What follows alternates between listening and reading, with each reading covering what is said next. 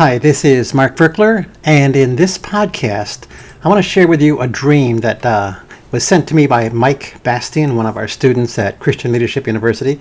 He's taking a course on Christian dream interpretation, and he woke up with this dream. He journaled it out following the principles that we teach in the course. So let me just share it with you. He's given us permission to share it. The dream. I dreamt that I suddenly died at 7:30 p.m. I was in heaven with Jesus. I said, "It's not my time," or something like that. "What about my family and the others that still need to hear?" And Jesus said, "You don't want to be here yet?" I said, "No, not yet." At that, Jesus pushed me into a huge river, and I was, quote, lost, unquote, in the river as the current was very strong. The next thing I knew, I was back on earth in my bed and opened my eyes, as is still in the dream now. I know the times because I asked my brother Morris, who was in the room when I was raised up. I then traveled to tell people what the Lord had done, and many were surprised that I was alive. All right, that's the end of the dream. And so then Mike begins to interpret the dream, looking for the key action, key emotion, and the setting, which is what we teach.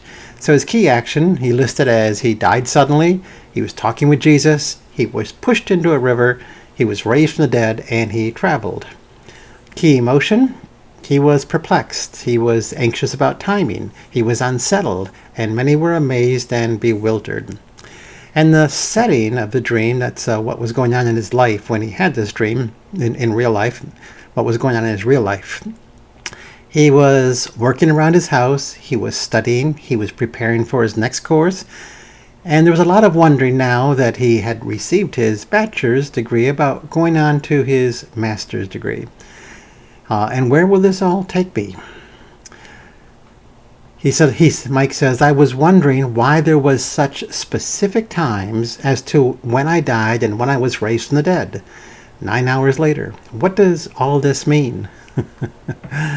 Well, Mike's an awesome journaler, and so he journals now and asks the Lord to help him interpret the dream, which I highly recommend everyone do that. That's what I do.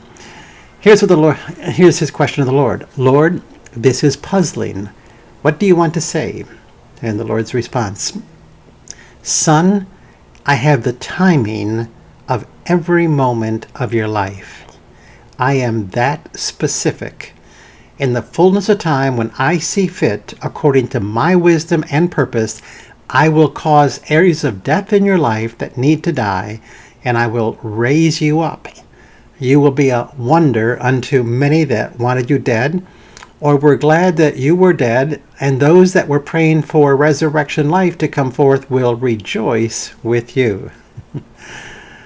I will push you into the river of my life, of my overly abundant life, and you'll be swallowed up in my life, and my life will come forth.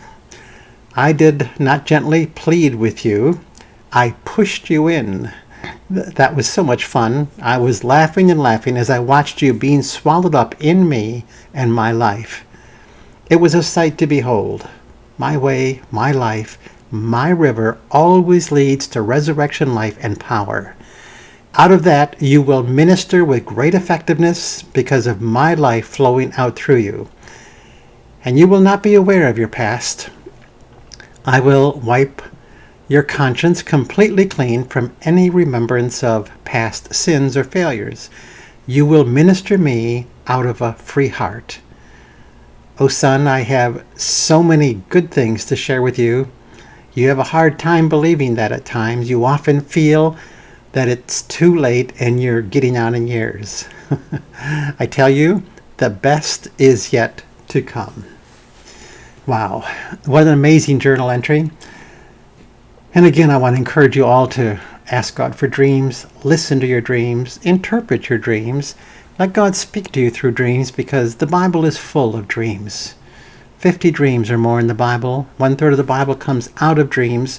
And in those dreams in the Bible, God gives direction, He gives revelation, He gives insight, and He is still doing that today. So that's it for now. This is Mark Verkler signing off.